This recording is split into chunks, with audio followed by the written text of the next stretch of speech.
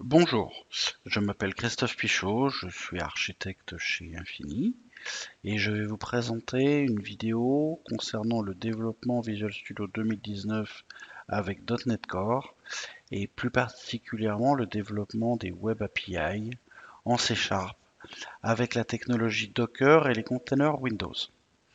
Euh, je vous lance ma présentation avec quelques slides et ensuite nous allons faire des opérations dans Visual Studio avec le développement et la ligne de commande Docker. Donc, premièrement, Visual Studio 2019 supporte Docker, supporte .NET Core 3.1. .NET Core 3.1, c'est tout nouveau. Et en ligne de mire, nous avons .NET 5 qui est la fusion du .NET Framework avec le .NET Core en novembre 2020 qui va donner .NET 5. Donc voilà, petit rappel pour les Web API, comment ça marche, vous lancez Visual Studio et vous avez la boîte de création de nouveaux projets. Sur cette boîte de création de nouveaux projets, vous demandez un projet de type C#, de type web, et vous sélectionnez ASP.NET Core Web Application. Une fois que vous avez sélectionné ce type de projet, de template de projet, vous donnez un nom à votre projet. Donc moi, dans l'exemple, je l'ai appelé My Web API. Vous mettez un pass, cdev, .NET Core, quelque chose. Vous appuyez sur le bouton Create. Et à partir de là, vous avez une seconde petite boîte qui vous dit que c'est du .NET Core, de l'ASP.NET Core 3.1. Et c'est un projet de type API. Vous cochez la case Configure for HTTPS. Et c'est là que ça devient important. Vous cochez la case Enable Docker Support, support de la technologie Docker. Et dans la combo box, vous avez le choix entre Windows et Linux. C'est le type de container. Donc lorsque vous installez Docker sur la machine, donc le prérequis c'est d'avoir Docker Desktop pour Windows. Dans Docker, vous pouvez passer en Windows Container ou switcher en Linux Container. Donc par défaut, laissez-le en Windows Container et vous sélectionnez ça dans la boîte. À partir de là, Visual Studio va vous créer un projet Web API from scratch dans lequel vous avez un Web API qui s'appelle Weather Forecast Controller. En fait, c'est quelque chose qui va vous donner une météo en fonction des types de temps. Bon, c'est codé en dur. Voilà, vous avez un petit JSON qui vous rend des températures par rapport à une heure donnée. Donc voilà ce que ça donne quand on compile et quand on lance l'application. Automatiquement, quand vous faites Build and Run, Visual Studio va faire les opérations dans Docker pour créer l'image et la lancer. Donc déjà, il faut peut-être qu'on fasse un rappel sur qu'est-ce que c'est que Docker. Donc Docker, c'est la technologie des containers. En fait, les containers, c'est de la virtualisation d'applications avec un système d'exploitation. C'est-à-dire que quand vous créez une image Docker, vous demandez une image de système d'exploitation, par exemple Windows Server Core, Windows Nano Server, Linux Alpine. Donc vous choisissez soit du Windows, soit du Linux, par exemple. Et une fois que vous avez fait ce choix-là, en fait, votre machine, elle est vierge. Et c'est à vous d'installer les éléments d'application. Vos DLL, vos exés, vos créations de services, vos lancements de scripts Bash, PowerShell, vos démarrages de services. Il y a certaines images qui possèdent ou pas directement .NET d'installer dessus, IIS d'installer dessus, le serveur web de Microsoft. Donc si vous installez une image .NET Core 3 points sur Windows Nano Server, vous avez directement .NET Core qui est déjà installé et ensuite vous n'avez plus qu'à copier vos binaires ou vos pages ASPX ou vos web services. Dans la ligne de commande que vous voyez là, une fois que Visual Studio a lancé Chrome et a déterminé le port sur lequel le Web API écoutait et qu'on l'a testé dans Chrome, qu'on a un résultat, la ligne de commande Docker, donc on a un exe qui s'appelle docker.exe. Alors Docker, c'est tout en ligne de commande, donc ça pourra vous paraître un petit peu exotique euh, pour, euh, pour ceux qui ont l'habitude de ne fonctionner qu'avec des assistants dans Visual Studio. Bon, Docker, c'est un petit peu à l'ancienne. Donc Docker PS, par exemple, permet de savoir la liste des images Docker qui tournent et surtout l'affectation des ports. Et vous voyez que par défaut, la redirection des ports est la suivante. Le port 80, c'est 51.831. Et le port 443 qui correspond à HTTPS, c'est 51.830. Donc c'est pour ça que lorsqu'on lance Chrome, il va choisir localhost 51.830/weather forecast. Et c'est comme ça que ça marche. Si je tape Docker image, je vois la liste des images Docker. Et comme vous pouvez le voir, il y a une image .NET Core 3. ASP.NET Nano Server 19.03. C'est la version de Windows. Et j'ai les projets MyWebAPI 2, MyWebAPI 3. Il se trouve que celle que je vous montre là, qui tourne avec Docker PS, on voit c'est MyWebAPI 3. Donc voilà, au niveau des slides, c'est tout ce que j'ai à vous montrer. C'est pas bien grand. Maintenant, on va faire ça en live. Je vais vous montrer que c'est pas si compliqué que ça. En fait, le verre, il est à moitié vide, il est à moitié plein. Ça dépend si on regarde Docker dans Visual Studio ou si on regarde Docker en ligne de commande. Donc, je vais d'abord vous lancer Visual Studio. Et je vais vous refaire ce qu'on avait dans les sets. Je vais vous montrer que c'est très très facile. Donc, je crée un nouveau projet. Je lui dis C# web ASP.NET Core application, ça me va. J'appuie sur Next. Je l'appelle web application 1, je peux le laisser tel quel, ça me dérange pas. C files CPI dev netcore.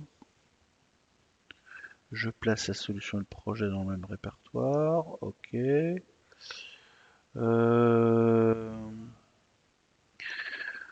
Donc voilà, c'est du .NET Core, c'est de l'ASP.NET Core 3.1, c'est un projet de type API, configure HTTPS, enable Docker support, Windows. Je vérifie qu'il y a Windows ou Linux, je reste en Windows et je crée le projet. À partir de là, comme je vous l'ai dit précédemment, le wizard, l'assistant en français, crée le projet Web API. C'est-à-dire que vous n'avez pas besoin de créer un projet vide et ensuite de construire quelque chose. Vous avez déjà directement une application web qui enregistre un Web API. Donc je vais vous le montrer dès qu'il me redonne la main. Voilà. Donc vous avez un point d'entrée main et vous avez un create host builder qui configure le builder avec la classe startup. Et dans la classe startup, on a l'ajout des contrôleurs, l'ajout des redirections, des routings, des endpoints, des contrôleurs et tout et tout. Et en fait, vous avez une classe qui s'appelle Weather Forecast.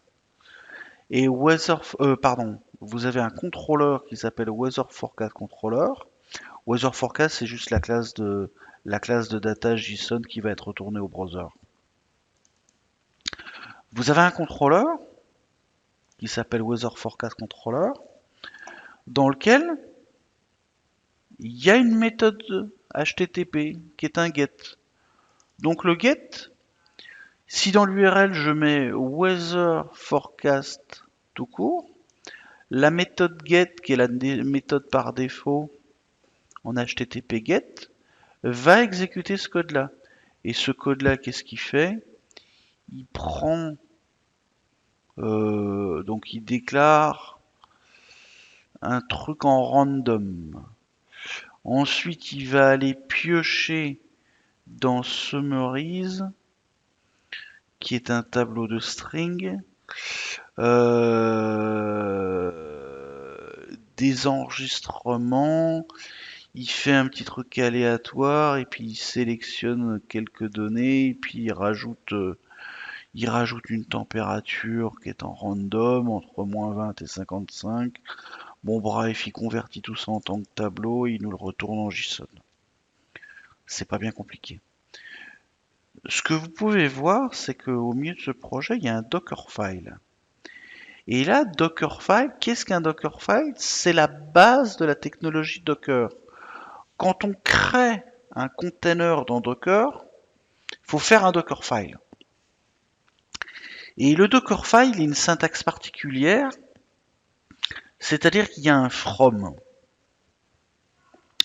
Ce from spécifie l'image du système d'exploitation sur lequel on veut travailler. Alors, le support Docker pour Visual Studio est assez puissant, c'est-à-dire que dans ce Dockerfile, il y a une image pour la base, une image pour le build, et ensuite il y a une publication et il y a une finalisation. Lorsqu'on fait un Dockerfile from scratch, on ne va pas aussi loin que ça. Généralement, on dit je me crée une image Nano Server 1903. Pourquoi Nano Server? Parce que c'est plus léger qu'un Windows Server Core qui fait 4 Go. Le Nano Server, il fait 500 MB. Donc c'est très léger à downloader, même si vous avez que de la DSL. Donc ensuite, on dit qu'on se met dans SRC, on copie notre fichier csproj, on fait un .NET Restore et pour les packages nuggets s'il y en a, on copie les fichiers de SRC et en fait ensuite on fait un .NET Build et on met l'output dans app build. Et ensuite on dit bah voilà, qu'est-ce que ça doit faire que tout ça? Bah tu me fais un run de ma DLL. Donc je vous rappelle qu'en .NET Core on ne fait que des DLL. Il n'y a plus d'exe, il n'y a plus de... Tout est DLL et on fait .NET, le nom du module, le nom de la DLL et ça va runner tout seul. Donc là, si je fais bouton droit, rebuild, avec Visual Studio, vous allez voir, il se passe plusieurs choses. Donc déjà, il y a le build de la solution, voilà, mais surtout, il va y avoir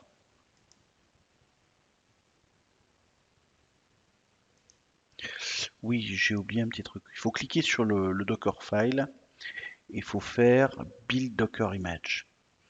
Et à partir de là, voilà, Visual Studio construit l'image Docker, donc il download tout ce qu'il faut sur le web avec le Nano Server, il installe l'application en la compilant avec .NET Build. Donc là, pour le moment, on en est juste à la phase de... Il est toujours sur sa phase de Nano Server Pooling.NET Core SDK 3.1 Nano Server.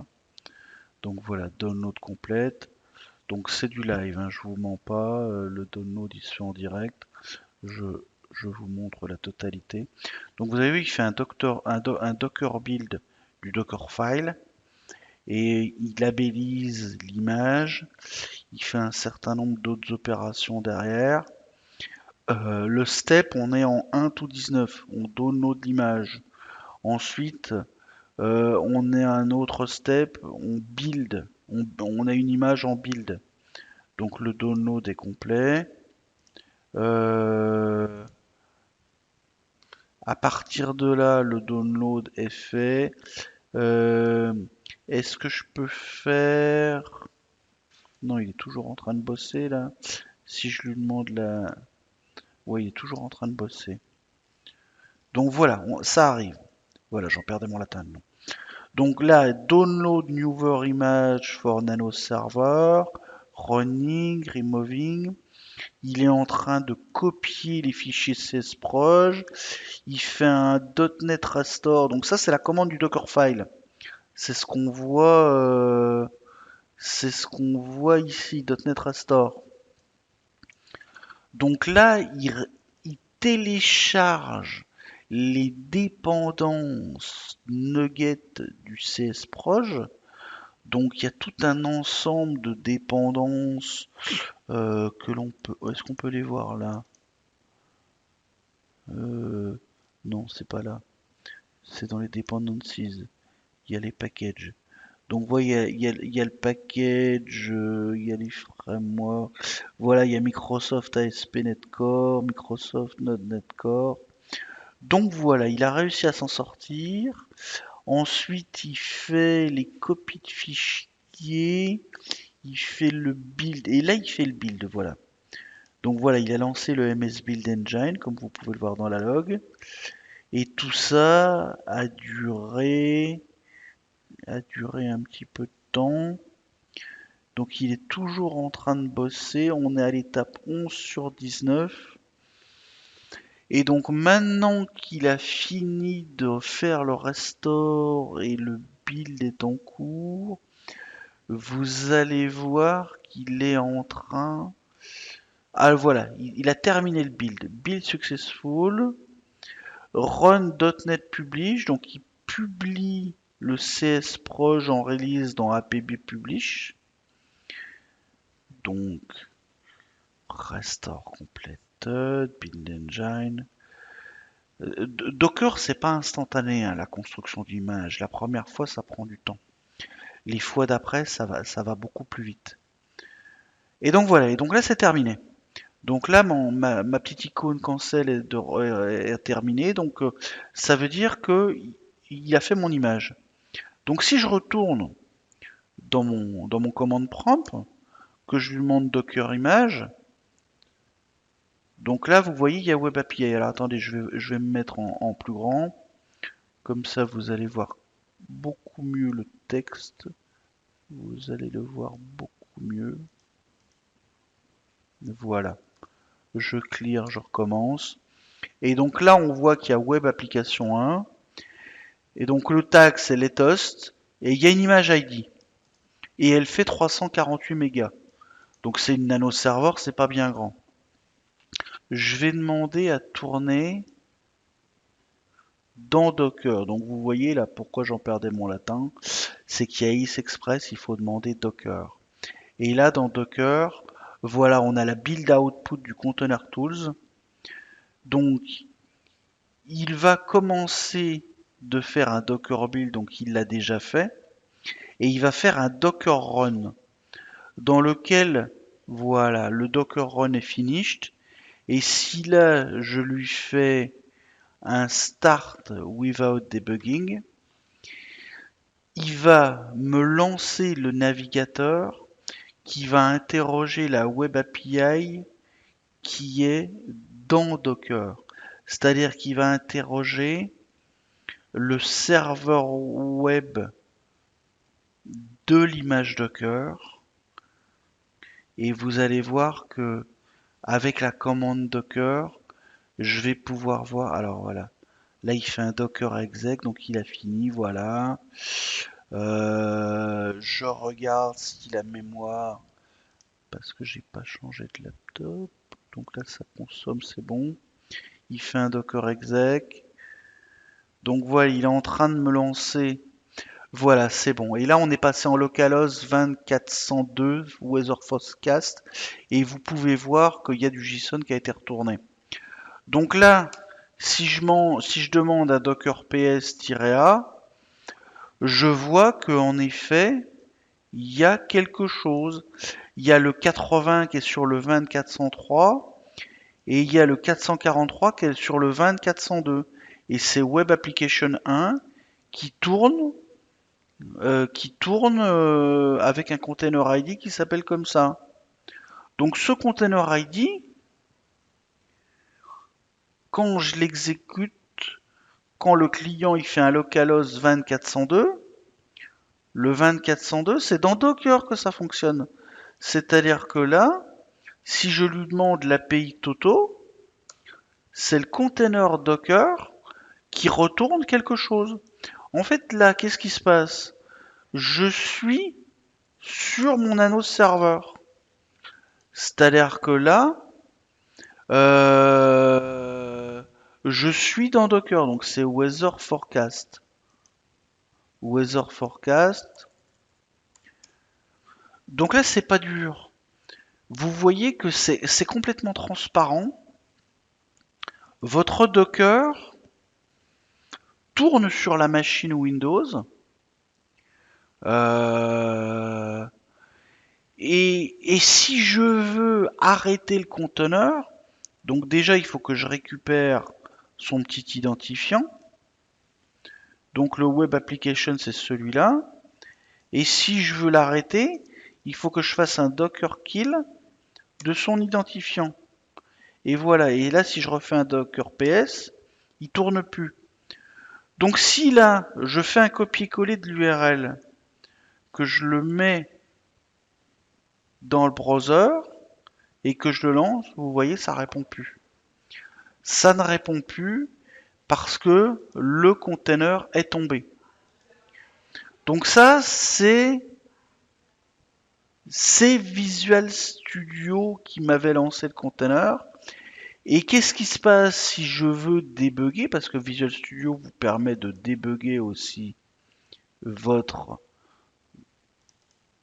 contrôleur, votre donc debug, toggle breakpoint, F9, voilà. Je mets un breakpoint sur la méthode. Je fais F5 dans le browser. Et bien automatiquement il rentre dans le visual. Et donc là je vois que il m'a alloué un objet random. Donc si je me mets pas en call stack mais en auto, vous voyez qu'il y a RNG qui est un système random. Et là je peux faire F10. Je peux lui dire step into step over. Donc je lui fais un step over. À partir de là, il a exécuté la méthode. Je lui fais un vas-y continue. Et là, voilà, il m'a retourné quelque chose. Donc vous voyez que malgré que Docker soit en environnement virtualisé, il est possible de faire du remote debugging. L'image Docker, elle est vue comme une VM en fait. C'est une VM allégée. Et donc depuis Visual Studio, je fais du remote debugging. Et donc on le voit quand on est sur la vue output de debug. Cette vue de debug, en fait, si je vais tout en haut, il fait il charge, il est en remote debugging, il est complètement en remote debugging sur le Docker. Donc voilà, donc ce que je veux vous dire, c'est qu'il est possible de débugger avec Docker. Et puis, il faut connaître comment marchent les instructions de Docker en ligne de commande, parce que c'est toujours ennuyeux de ne pas savoir faire le troubleshooting. Donc par exemple, il y a une commande qui s'appelle Docker Inspect, je crois. Docker Inspect, vous lui mettez un container ID. Donc par exemple, c'est celui-là. Et il va vous donner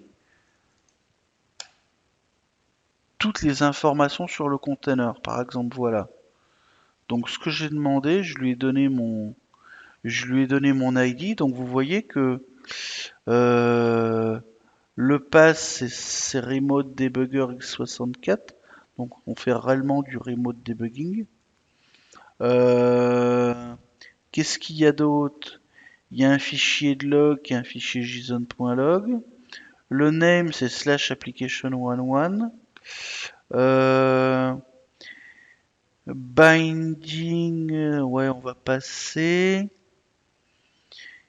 Alors, il y a des mounts, il y a des mounts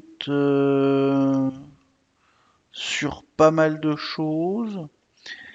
Il y a CApp qui est l'équivalent de C-File CPI Dev.NET Core Web Application.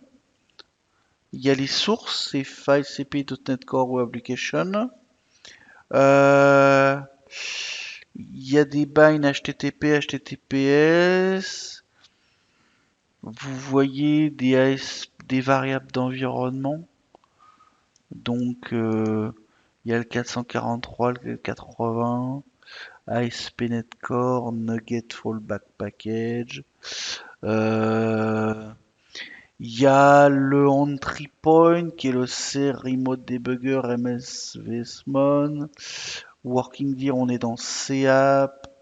Donc, voyez on peut voir aussi les network settings, ça c'est très intéressant. On voit le mapping du 443 qui est en localhost 000 port 20 476 et le 80 qui est en 20 477. Donc c'est important de connaître cette commande-là. Si vous tapez docker.exe tout court, vous voyez qu'il y a des, vous allez voir, il y a plein de commandes. Curieux, je peux vous donner un exemple d'application référence et je peux vous donner un exemple de bouquin. Euh, donc ça s'appelle eShop on Container. eShop on Container, c'est un site de e-commerce, un petit Cdiscount, un petit Amazon, et qui est fait comme ça, qui est fait avec de l'API management. Alors attendez, je vous ouvre l'image.